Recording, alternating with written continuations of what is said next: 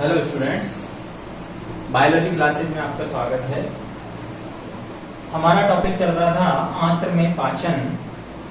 तो आंत्र में हमने पाचन की क्रिया स्टार्ट करने से पहले आपको बता दें कि इससे पहले हमने आमाशय में पाचन क्रिया पढ़ी, मुख गुहा में पाचन क्रिया पढ़ी और आंत्र में जब पाचन की क्रिया हम पढ़ रहे हैं तो इसमें पहला टॉपिक हुआ था गृहिणी में पाचन। गृहिणी आंत्र का पहला भाग था जिसमें हमने पाचन क्रिया पढ़ चुके हैं पिछली वीडियो में, और उसमें हमने देखा किस तरह से पित्त रस आता है और अग्नाशय रस आता है और उसमें उपस्थित विभिन्न एंजाइम, प्रोटीन, वसा और शर्कराओं का पाचन करते हैं। और आंशिक पाचन होने के बाद भोजन इलियम में जाता है। इलियम आंत्र का बड़ा भाग है, तो यहाँ पाचन क्रिया किस प्रकार होगी उसी को हम यहाँ पर ले रहे हैं। तो सबसे पहले हम देखते हैं कि इलियम की दीवार, तो जैसे ही भोजन इलियम में जाता है तो इलियम की जो दीवार है उसके अंदर विशेष प्रकार की सेल होती है, एंटेरोसाइट सेल्स। कौन सी सेल है? Enterocyte cell. ये सेल एक विशेष प्रकार के एंजाइम का स्राव करती हैं, एंजाइम का स्राव करती हैं जो कि पाचन क्रिया में यहाँ पर मदद करते हैं। ये एंजाइम इलियम में सूक्ष्म अंकुर की सतह पर बंधित होते हैं। कहाँ होते हैं? इलियम में सूक्ष्म अंकुर की सतह पर बंधित होते हैं। स्टूडेंट, हमने इलियम की जो औतिकी पढ़ी थी वहां हमने देखा इलियम की दीवार में क्या होते हैं? विल्लाई होते हैं और विल्लाई के ऊपर सूक्ष्म विल्लाई होते हैं। तो यहाँ उन सूक्ष्म विल्लाई की सतह पर ये एंजाइम जो है बंधे हुए रहते हैं और पाचन क्रिया करते हैं। तो यहाँ अगला पॉइंट जो है, आंत्र में पाचन के बाद सबसे इंपॉर्टेंट पॉइंट जो है, आंत्र में पाचन के बाद भोजन को क्या कह रहे हैं? काइल कह रहे हैं, CHYLE, काइल। इससे पहले हमने देखा कि मुख गुहा में पाचन के बाद या मुख गुहा में भोजन का जो स्वरूप है वो बोलस कहलाया, आमाशय में भोजन का स्वरूप काइम कहलाया, जबकि यहाँ आंत्र में भोजन का स्वरूप या पाचन के बाद भोजन क्या कहला रहा है? Kyle, CHYLE। ध्यान रखने की बात है, नीट में कई बार ये क्वेश्चन पूछा गया है। ओके, अब यहाँ हम देखते हैं कि जो हमारा जो भोजन में बचा हुआ है उसका किस प्रकार आगे पाचन होगा। तो यहाँ लगभग हमने प्रारंभ से लेकर चले तो पॉलीसैकेराइड से डाइसैकेराइड हो चुके हैं और इन डाइसैकेराइड्स का पाचन होने के बाद अल्टीमेट मोनोसैकेराइड बनते हैं। जैसा कि हम जानते हैं पाचन क्रिया का मतलब ही क्या होता है कि जटिल अणुओं को सरल अणुओं में तोड़ना। तो वही काम यहाँ हो रहा है। तो सुक्रोज जो कि डाइसैकेराइड शर्करा है, सुक्रोज डाइसैकेराइड शर्करा होती है, जिसे सुक्रेज एंजाइम क्या करता है? ग्लूकोज प्लस फ्रक्टोज, यानी एक ग्लूकोज का अणु एक फ्रक्टोज का अणु यहाँ पर टूट जाता है और ये दोनों क्या है? मोनोसैकेराइड हैं। इसी प्रकार माल्टेज एंजाइम के द्वारा ग्लूकोज के दो अणुओं में टूट जाती है, ग्लूकोज के दो अणुओं में टूट जाती है जो अगेन मोनोसैकेराइड होते हैं।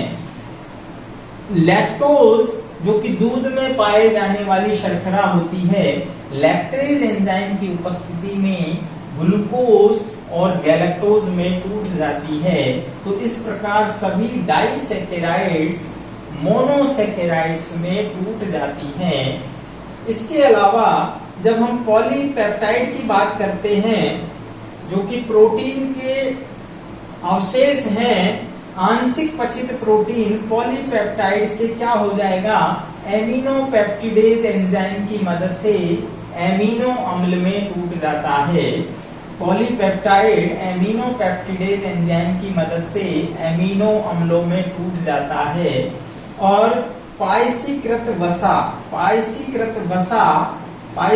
वसा जो है वो आंतरीय लाइपेज, इससे पहले हमने जठरीय लाइपेज पढ़ा था, जबकि यहाँ कौन सा है, आंतरीय लाइपेज। ये वसा अम्ल और ग्लिसरॉल में तोड़ देता है पायसीकृत वसा को। और यहाँ इस प्रकार हम देखते हैं, जो नोट करने वाली बात है वो क्या है कि आंत्र में भोजन का पूर्ण पाचन हो जाता है। ध्यान रखना स्टूडेंट्स, आंत्र में जो छोटी आंत्र है उसमें भोजन का पूर्ण पाचन हो जाता है। अब भोजन का पूर्ण पाचन हो चुका है और साथ ही साथ यहाँ अवशोषण की क्रिया भी प्रारंभ हो जाती है। तो यहाँ हमने पॉइंट लिखा है कि आंत्र में भोजन का पूर्ण पाचन के बाद अवशोषण भी प्रारंभ हो जाता है। और नेक्स्ट पॉइंट जो है, बड़ी आंत्र, यानी इसके बाद जो बड़ी आंत्र आती है, छोटी आंत्र के बाद बृहद आंत्र जिसे हम कहते हैं, बृहद आंत्र में पाचन की क्रिया नहीं होती है स्टूडेंट्स। बृहद आंत्र में किसी प्रकार का पाचन नहीं होता है, जबकि वहां पर क्या होता है, जल का अवशोषण होता है, कुछ मिनरल्स का अवशोषण होता है। तो यहाँ हम कह सकते हैं कि पाचन की क्रिया जो है वो कंप्लीट हो जाती है। जो हमारा स्टेप्स था वो यहाँ पर कंप्लीट हो जाता है। इसके बाद नेक्स्ट स्टेप्स आता है हमारा पचित भोजन का अवशोषण। पाचन की कार्यकी में हमने पढ़ा था, पहला स्टेप्स भोजन का अंतर्ग्रहण, नेक्स्ट स्टेप भोजन का पाचन, नेक्स्ट स्टेप्स आया है भोजन का अवशोषण। तो भोजन का अवशोषण जो है, जो पचित भोजन है, डाइजेस्टेड फूड जो है, उसका एब्जॉर्प्शन होगा, यानी अब उसको हमें आंत्र के अंदर जो रक्त, यानी आंत्र की जो दीवार है उससे अवशोषण करने के बाद कहाँ मिलाया जाएगा, रक्त में। और पचित भोजन को आंत्र की उपकला की कोशिकाओं, उसकी भित्ति के द्वारा अवशोषण कर, चाहे वो विसरण क्रिया द्वारा हो, चाहे सक्रिय और निष्क्रिय किसी प्रकार का जो है अवशोषण हो, और उसको हम रक्त में और प्लाज्मा यानी हमारे जो है लसिका में मिला देते हैं, तो वही क्रिया क्या कहलाती है, अवशोषण कहलाती है। तो यहाँ पर जो पचित भोजन का जो अवशोषण है उसकी परिभाषा क्या होगी, पचित भोजन का आंत्र की उपकला द्वारा रक्त, ठीक है, रक्त यानी ब्लड या लसिका में स्थानांतरण, यानी उसके अंदर स्थानांतरित करना भोजन का अवशोषण कहलाता है, absorption of food. Okay, next point है अधिकांश अवशोषण क्षुद्रांत्र में ही होता है। तो ये बात आपको पहले भी बताई कि अधिकांश जो अवशोषण की क्रिया है, जैसे हमने कहा पाचन की क्रिया भी छोटी आंत्र में होती है, तो अवशोषण की जो क्रिया है वो आंत्र के क्षुद्रांत्र भाग में सबसे ज्यादा होती है। क्यों? क्योंकि यहाँ पर जो इसकी दीवार है हमने देखा कि वो विल्लाई होते हैं, उसमें सूक्ष्म विल्लाई होते हैं, और उन सूक्ष्म विल्लाइयों की जो दीवार है वो कैसी होती है, ब्रश बॉर्डर होती है, यानी उसमें छोटे छोटे सूक्ष्म विल्लाई इस प्रकार लगते हैं जैसे ब्रश बॉर्डर के रूप में। और उसका परिणाम ये होता है कि ये जब आवश्यकता पड़ती है तो अपने अवशोषण क्षेत्र को लगभग 100 गुना बढ़ा देती है। कितने गुना बढ़ा देती है? 100 गुना। जब अवशोषण का क्षेत्र बढ़ जाएगा तो अवशोषण की क्रिया जल्दी होगी, तेजी से होगी, क्योंकि हम जानते हैं, मान लीजिए ये विल्लाई है और इन विल्लाइयों को अगर मान लीजिए इसको फैला दिया जाए तो यहाँ पर क्या होगा, अवशोषण का क्षेत्रफल जो है वो बढ़ जाएगा। तो ज्यादा से ज्यादा जो है पचित जो भोजन है वो ब्लड के अंदर ट्रांसफर किया जा सकता है विसरण क्रिया द्वारा।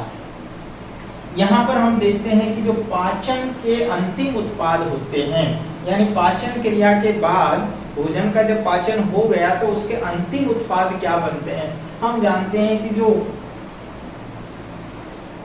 पॉलीसेकेराइड जो थे यानी बड़े जटिल अणु हैं वो किसमें, मोनोसेकेराइड में चेंज हो जाते हैं यानी ग्लूकोज, फ्रक्टोज और गैलेक्टोज।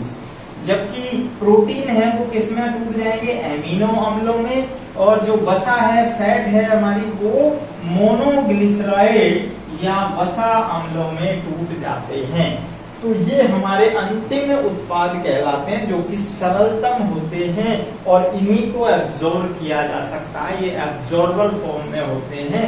कभी भी प्रोटीन को एब्जॉर्ब नहीं किया जाएगा, ना ही कार्बोहाइड्रेट को एब्जॉर्ब किया जाएगा पॉलीसेकेराइड फॉर्म में, केवल उनको सरलतम फॉर्म में एब्जॉर्ब किया जाता है।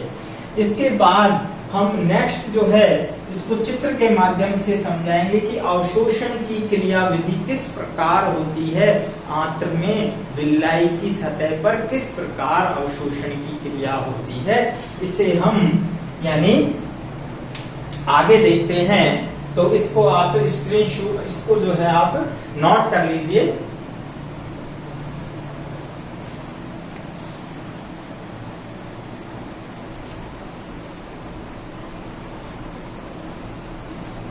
देखते हैं अवशोषण की क्रियाविधि। तो अवशोषण की जो क्रियाविधि है उसको हम इस चित्र के माध्यम से समझते हैं। अवशोषण की जो क्रियाविधि है वो सक्रिय अभिगमन और विसरण दो प्रकार से होती है। सक्रिय अभिगमन द्वारा एमिनो अम्ल व ग्लूकोज का अवशोषण रक्त में होता है। हमने कहा कि अवशोषण क्रिया क्या है कि भोजन, पचित जो भोजन है उसको रक्त में मिलाया जाता है और लसिका में मिलाया जाता है। इस क्रिया को ही अवशोषण कहते हैं। तो ये किस प्रकार हो रहा है, सक्रिय अभिगमन द्वारा एमिनो अम्ल जो एमिनो एसिड्स हैं, ग्लूकोज का अवशोषण रक्त में होता है। यानी जो पचित भोजन में एमिनो एसिड्स हैं, ग्लूकोज है, उसका अवशोषण रक्त में किया जाता है सक्रिय अभिगमन द्वारा। जबकि विसरण क्रिया द्वारा, डिफ्यूजन द्वारा वसा अम्लों, मोनोग्लिसराइड एवं कोलेस्ट्रॉल जो कि एक प्रकार की फैट होती है का अवशोषण कहाँ किया जाएगा, लसिका में किया जाता है।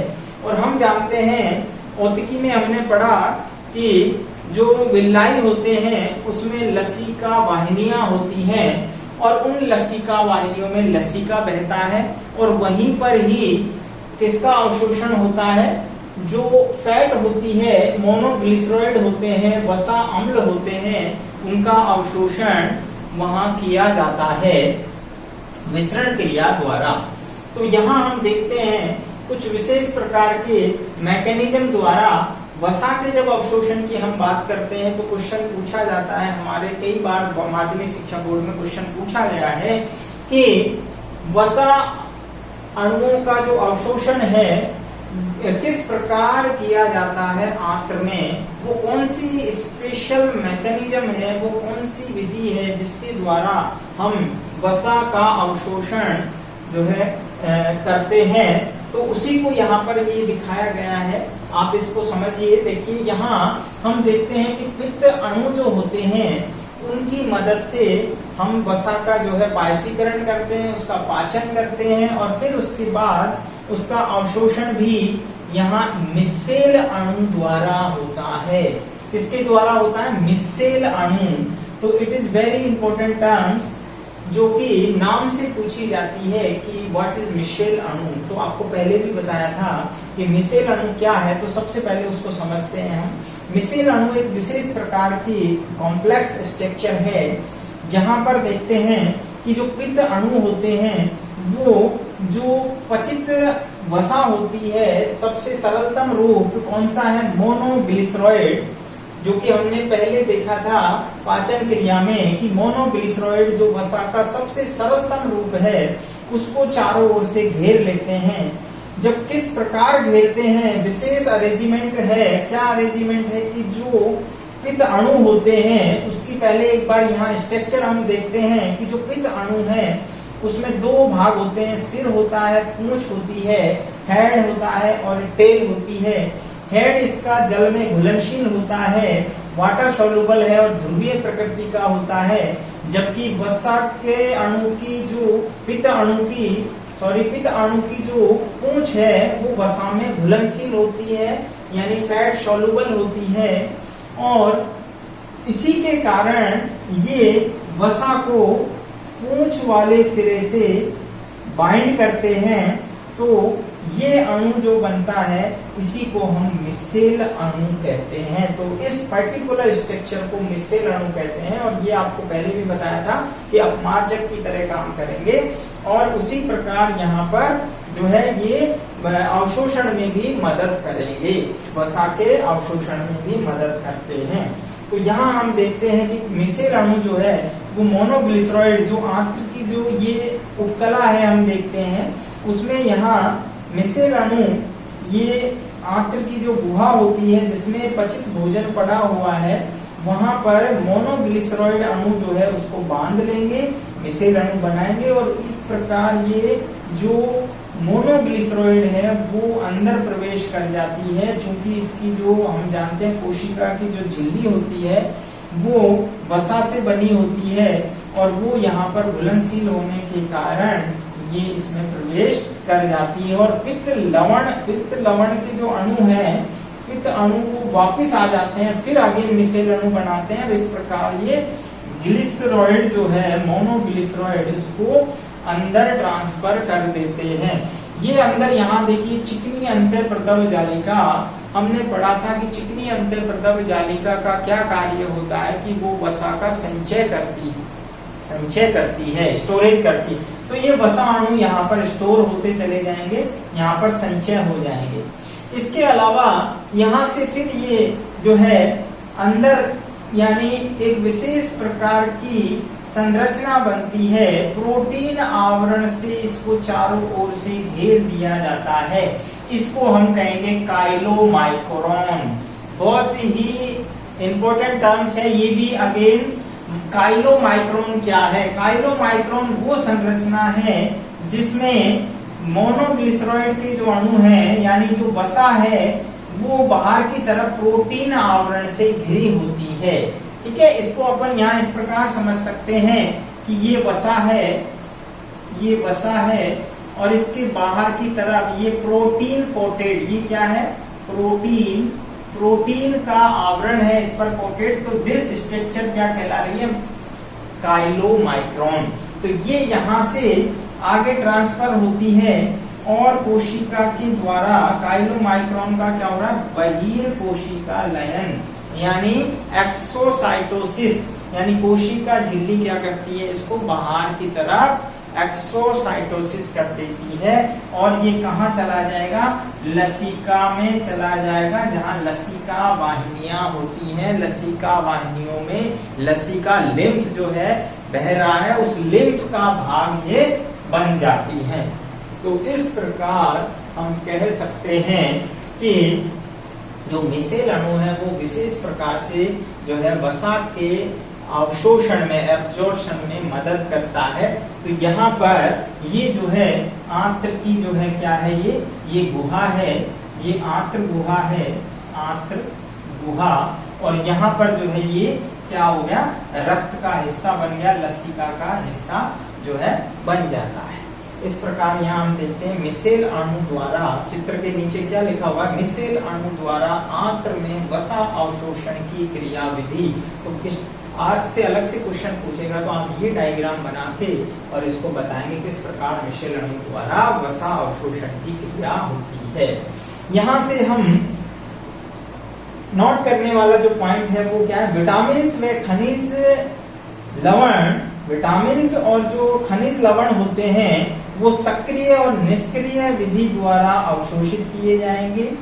आंत्र के अंदर जो विटामिन्स हैं और खनिज लवण हैं उनको निष्क्रिय और सक्रिय विधि द्वारा अवशोषित कर लिया जाता है, जबकि जल का अवशोषण विसरण द्वारा होता है, जल का अवशोषण डिफ्यूजन के द्वारा ही होता है।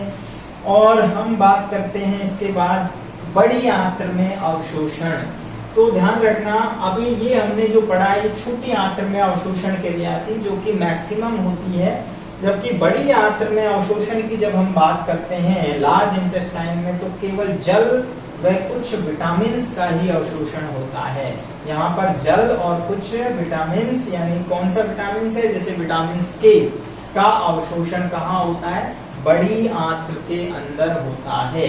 तो ये चीज जो है अवशोषण की क्रिया विधि आपको समझ में आ गई होगी। इसके बाद हम लेंगे भोजन का स्वांगीकरण, और अंतिम जो स्टेप है वो होगा बहिक्षेपण, जिसको हम मल त्यागना कहते हैं। तो नोट कर लीजिए इसको। अगला टॉपिक है हमारा स्वांगीकरण। पचित भोजन का रक्त में पहुंचकर एटीपी के रूप में संचित होना स्वांगीकरण कहलाता है। भोजन का पाचन हो चुका है और भोजन का पाचन के बाद अल्टीमेट हम जानते हैं कि पाचन के बाद भोजन अवशोषण हो गया। अवशोषण होने के बाद रक्त में चला गया। रक्त में जाने के बाद जो भोजन है उसका क्या होता है, हम जानते हैं कि उसका जो है एटीपी के रूप में, ऊर्जा के रूप में हम उसको संचित करते हैं। संचित करने की जो क्रिया है वो ग्लाइकोजन के रूप में की जाती है, जिसे हम जंतु स्टार्च भी कहते हैं। हम जानते हैं जो अतिरिक्त संचित भोजन है वो लीवर में स्टोर होता है, और जब ये अवशोषित भोजन रक्त का हिस्सा बन जाता है और ऊतकों का हिस्सा बन जाता है, तब हम इसको कहते हैं कि हमने जो भोजन किया वो हमारे काम में आ गया। इसी क्रिया को हम सीधे शब्दों में कहते हैं स्वांगीकरण। तो यहाँ एसिमिलेशन ऑफ फूड, इंग्लिश में हम इसको कहेंगे एसिमिलेशन। तो यहाँ हम परिभाषा देखते हैं कि पचित भोजन का रक्त में पहुंचकर ऊर्जा अर्थात एटीपी के रूप में संचित होना स्वांगीकरण कहलाता है। ओके। अतिरिक्त भोजन, जब हम लगातार भोजन कर रहे हैं और हमारी दैनिक आवश्यकताओं के अनुसार, क्रियाओं के अनुसार ऊर्जा उसमें से ली जाती है, उसको तोड़ा जाता है, ग्लूकोज बनाया जाता है, और जब हम अतिरिक्त भोजन एक्स्ट्रा इनटेक करते हैं तो हम जानते हैं कि उसे ग्लाइकोजन के रूप में या वसा के रूप में, जिसे हम फैटी टिश्यू कहते हैं, संचित कर लिया जाता है, स्टोर कर लिया जाता है। और इसीलिए कहते हैं जो लोग ज्यादा खाते हैं वो ज्यादा फैटी होते हैं, क्योंकि वहां उनमें फैटी टिश्यू जो होते हैं, वसा ऊतक ज्यादा बनना शुरू होते हैं, और लिवर के अंदर ग्लाइकोजन को भी संचित भोजन के रूप में स्टोर कर लिया जाता है। और जब भी आवश्यकता पड़ेगी तो हम इस ग्लाइकोजन से ग्लूकोज को बना लेते हैं। ओके, तो ये क्रिया कहलाई स्वांगीकरण।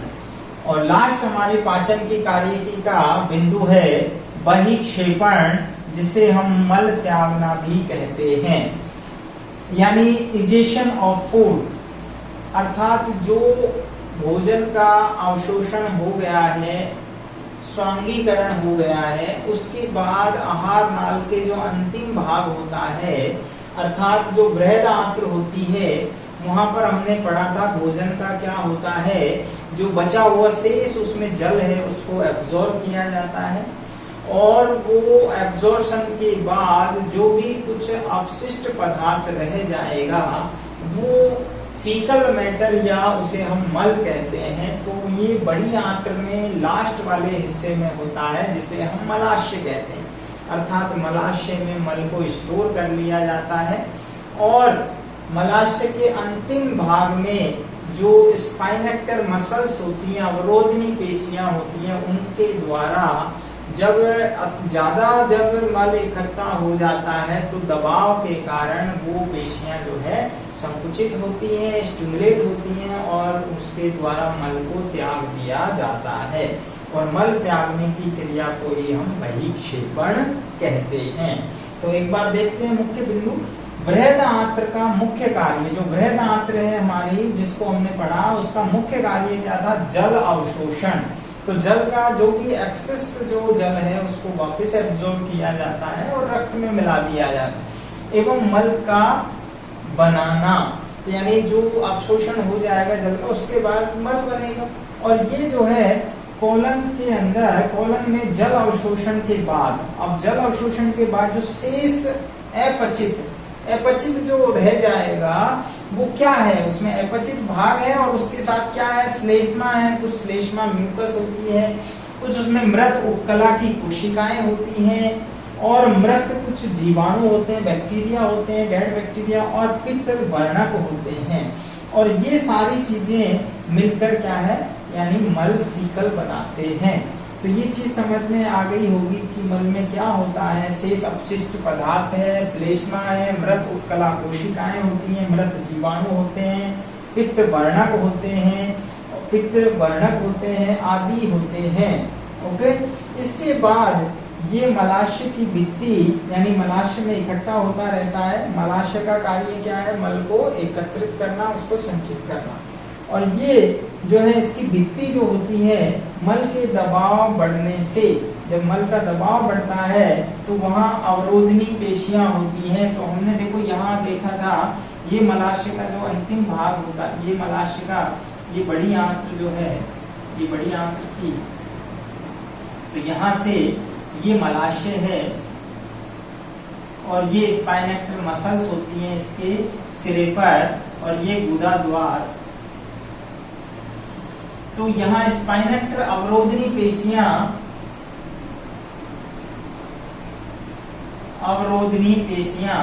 ये जो पेशियां हैं उनमें संकुचन होता है, और इसकी जो दीवार है मलाशय की दीवार, इस पर जब दबाव पड़ता है तो अवरोधनी पेशियां समय समय पर क्या करती है? मल का त्याग कर दिया जाता है इसके द्वारा, और इस क्रिया को ही बहिक्षेपण कहते हैं।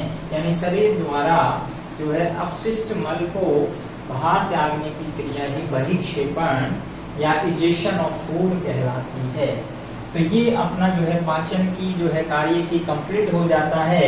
यहाँ ध्यान रखने की बात है स्टूडेंट्स, एक क्वेश्चन मैंने आप लोगों के लिए दिया है, और ये क्वेश्चन जो है इसमें आपको नोटबुक में करना है, अपनी जो बुक है उसकी हेल्प से।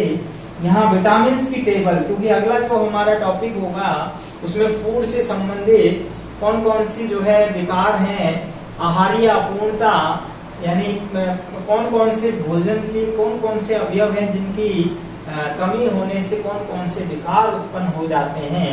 तो आहार के बारे में और उसकी अपूर्णता के बारे में पढ़ेंगे। उससे पहले विटामिन की जो टेबल है उसको आपको यानी नोटबुक में लिखनी है। उसमें लिखा हुआ है किस विटामिन ए, विटामिन के, विटामिन डी, विटामिन सी, और वो कौन कौन से स्रोतों में मिलते हैं, और उनके द्वारा उनके अभाव से क्या क्या डिजीज और कौन कौन से रोग हो जाते हैं। तो ये पूरी टेबल आप उसमें उतारेंगे और जो है उसको आपको पूरी को समझा दिया जाएगा। ओके, नेक्स्ट हमारा टॉपिक हम लेंगे जो है आहारीय अपूर्णता।